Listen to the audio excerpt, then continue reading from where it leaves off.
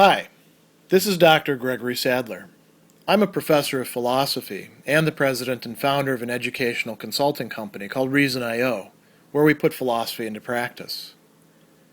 I've studied and taught philosophy for over 20 years, and I find that many people run into difficulties reading classic philosophical texts. Sometimes it's the way things are said or how the text is structured. But the concepts themselves are not always that complicated, and that's where I come in. To help students and lifelong learners, I've been producing longer lecture videos and posting them to YouTube. Many viewers say they find them useful. What you're currently watching is part of a new series of shorter videos, each of them focused on one core concept from an important philosophical text. I hope you find it useful as well. Martin Heidegger finishes up his essay, Plato's Doctrine of Truth, by moving away from what we might assume is its main topic, that is the allegory of the cave and what is going on in education. Heidegger, however, has said that what the story is also about, and perhaps even more about, is a fundamental transformation in the human understanding and orientation to what he calls the essence of truth. And the original essence of truth, which is still available for us, but is concealed, is submerged, is sedimented under this entire history of Western metaphysics and humanism, as Heidegger thinks. This original conception, this original orientation, this original essence of truth views being present as the emergence of the hidden into unhiddenness, as Heidegger says. Truth is aletheia, that is, coming out of hiddenness, coming out of forgetfulness. He also affirms that in this originary conception of truth, or this originary essence of truth, which predates Plato and the philosophical transformation that's going to take place in Western culture, he says truth is a fundamental trait of being. And by that, he doesn't just mean being, the entire range of being as such, or capital B being. He means beings. Each being can reveal its truth to us or have its truth revealed through something else that takes it out of hiddenness and reveals it, that places it before it, makes it present to us. That, Heidegger thinks, has been lost with Plato and with post-Socratic philosophy in general in the West. So what he's going to trace out in the last, really, 5-6 pages of this essay is a long trajectory leading all the way from Plato to Nietzsche, which might strike you as a bit strange because we think of Nietzsche as kind of an anti-philosopher. He himself said that Christianity was just Platonism for the masses, so you get the idea that Platonism is a bad thing. But Heidegger regards Nietzsche as, although he's certainly going against the history of metaphysics in many respects, as being part of that history of metaphysics. He is there at its going under, and he's opening up new possibilities for us, which is why Heidegger views Nietzsche as being such a very important philosopher. But all these other philosophers along the way are very important as well, and they all form part of a history of metaphysics. Each of them is somebody who Heidegger will talk quite a lot about. Notice who is not in there. He doesn't mention Kant, who had come in between Descartes and Nietzsche. He also doesn't mention Hegel, who Heidegger holds in high regard, but also considers to be a consummate metaphysician. And each of these, this is a little bit of extra background here, but I think it helps you make sense out of what's going on here in this piece. Each of these is putting forth a novel interpretation of the relationship between beings and being, understanding being as one type or range of beings that stands in for being, capital B, and thereby helps us to understand beings, the entire range of what we come across. So in Plato, we have a particular concept of the form or the idea as that which allows us to make intelligible the material, experiential objects before us, including ourself and our own reflection. In Aristotle, we have a different metaphysical conception. Substance is understood in a rather different way in relation to Plato.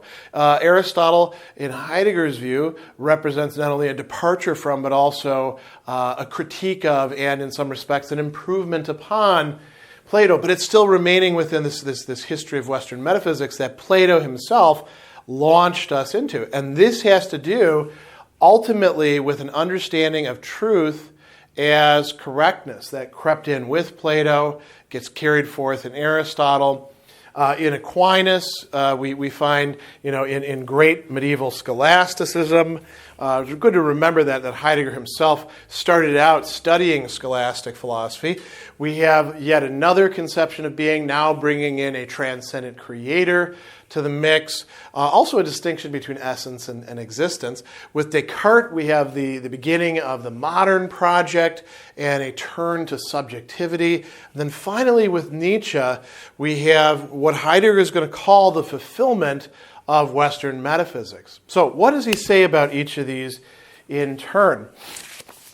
Plato, we've already talked about quite a bit. He says that Plato views truth as correctness, and he yokes truth to the idea. The idea or the form is that through which we understand the things, and rightness or truth in the mind, correctness, winds up being the relation between our minds and that form out there, including the form of forms or the form of the good, the idea of the good. So he says that Plato does still hold on to truth as a characteristic of beings to some degree, because a being has being precisely by appearing, and being brings unhiddenness with it, but it winds up, as he says, being yoked to the idea.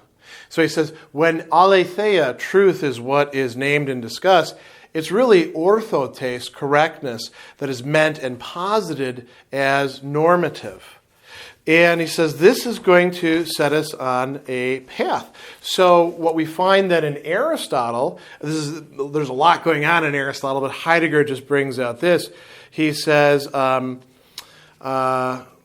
same ambiguity of the determination of the essence of truth prevails in Aristotle. In the metaphysics, towards the end of book 9, he says, where Aristotelian thinking on the being of beings reaches its peak, unhiddenness is the all-controlling fundamental trait of beings. But Aristotle makes a fundamentally important affirmation.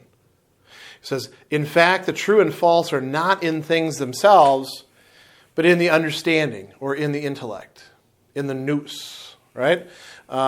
So this is a key idea, and dianoia in this case, actually. Nous and dianoia get used quite often for intellect or understanding. And so Aristotle himself is reaffirming this Platonic conception of truth, a fundamentally metaphysical conception of truth as correctness. Correctness of what? What's in the intellect in relation to what's outside of the intellect, or the internal relation of the intellect to itself. With Aquinas, Heidegger says, he says, Thomas Aquinas' thesis holds good for medieval scholasticism. Truth is properly encountered in the intellect, whether human or divine. Now, he also says, that the truth is conceived of as adequatio, right? A adequation or correspondence, if you like, or some sort of reckoning between the two of them, if you want to get a bit more metaphorical. Notice one key element that's been added here. Truth is in the intellect, whether human or divine. So the truth of things out there in the world winds up being dependent on the fact that they are, in some respect, you might say, ideas in the divine mind. They are understood in the divine intellect. And our intellect is true, or our conceptions are true, the more that we approximate to, and that's very difficult, of course, to do so, the divine mind, the more that we take on the viewpoint that God would have of things. Descartes is going to reaffirm the same point that Aristotle made. Truth is only in the intellect.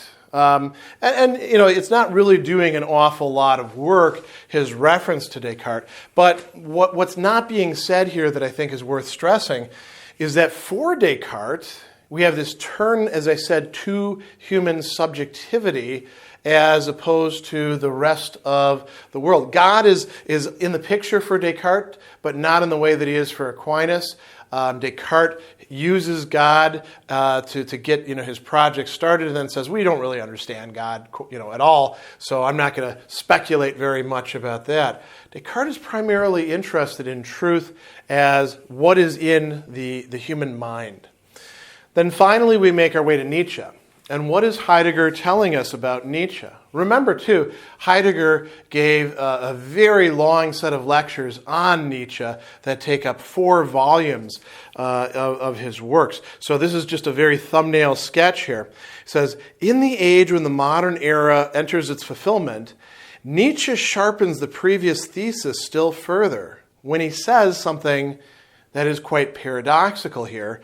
Truth is the kind of error with which a certain kind of living being could not live. In the final analysis, the value for life is what is decisive. So it seems as if Nietzsche is adopting a sort of pragmatism here and saying that truth is what works for the living being. But that's not really what is going on here. It's not simply reducing it to that. Nietzsche is actually asserting that truth is a kind of error. That within truth itself, there's something fundamentally erroneous. And we might think of Nietzsche's great essay, Truth and Lies in an Extramoral Sense, as being one of the exemplifications. Here, Heidegger is going to quote a different Nietzschean work, The Will to Power, but you might read that essay if you want to get a conception of that. So he says, Nietzsche's determination of truth as incorrectness of thinking is in agreement with the traditional essence of truth as correctness of assertion.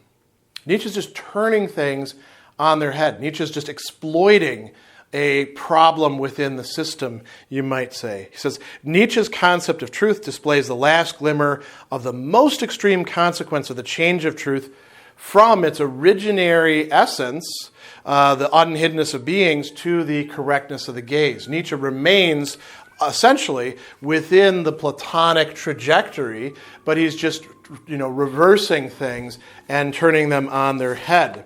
So Heidegger is going to say that this is a fundamental difference between these two conceptions of truth. It plays itself out throughout the history of Western metaphysics, but it's still possible for us to recuperate this original essence of truth.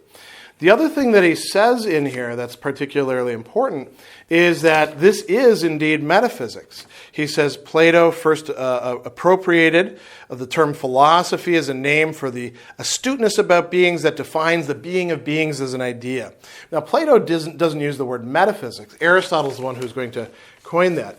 But he says, this is Heidegger, in fact, the coining of the word metaphysics is already prefigured in Plato's presentation in the Allegory of the Cave. Plato says, thinking goes met ekena, beyond those things that are experienced merely in the form of mere shadows and images, and goes eis tauta out towards those things, namely the ideas. So the notion of there being a supersensuous world, something beyond the appearances, is already entering in with Plato and continues all the way through down to the time of Nietzsche, the great opponent of those ideas and drives. So the other thing that Heidegger is going to say here is that the beginning of metaphysics is at the same time the beginning of humanism. And he says here this word must be thought in its essence. We have to figure out what does humanism actually mean. So he says in that regard, humanism means a process implicated in the beginning, the unfolding, and end of metaphysics. So metaphysics and humanism go hand in hand. What is that process? He says it's a process whereby human beings move into a central place among beings, of course without becoming thereby the highest being. Human beings become central within beings without thereby becoming the highest being. And in every case, Plato, the forms, Aristotle, whatever we want to call it, substance, the divine mind, something like that. Aquinas, definitely God, right? Descartes, well, God, also the mind, right? Nietzsche, well, hard to say what exactly is the highest for him because he's talking about the devaluation of the highest values. But humanism is involved at each point. And Heidegger makes a really great point here. He says, what is involved in humanism? What is always at stake? To take human beings within the sphere of a fundamentally metaphysically established system of beings defined as animal rationale, rational animal, and to lead them to the liberation of their possibilities, the certitude of their destiny, and the securing of their life. And he gives a number of examples about how this can take place, all of which constitute modes of humanism. So he says it could be shaping their moral behavior, the salvation of their immortal souls, unfolding of their creative powers, development of their reason, nourishing their personalities, awakening their civic sense, cultivation of their bodies, or an appropriate combination of some or all of these. Each one of them is humanism. Each one is placing the human being as central among beings and making the human being the one for whom truth exists and in whom truth can have a place. So Heidegger considers this a mistaken perspective, or set of perspectives, if you like. And his goal is ultimately to diagnose this in order to move away from it. So this history of metaphysics that he's diagnosing here, that he's reading into Plato's Allegory of the Cave, is really quite important. And that is the note on which Heidegger is going to end this essay, Plato's Doctrine of Truth.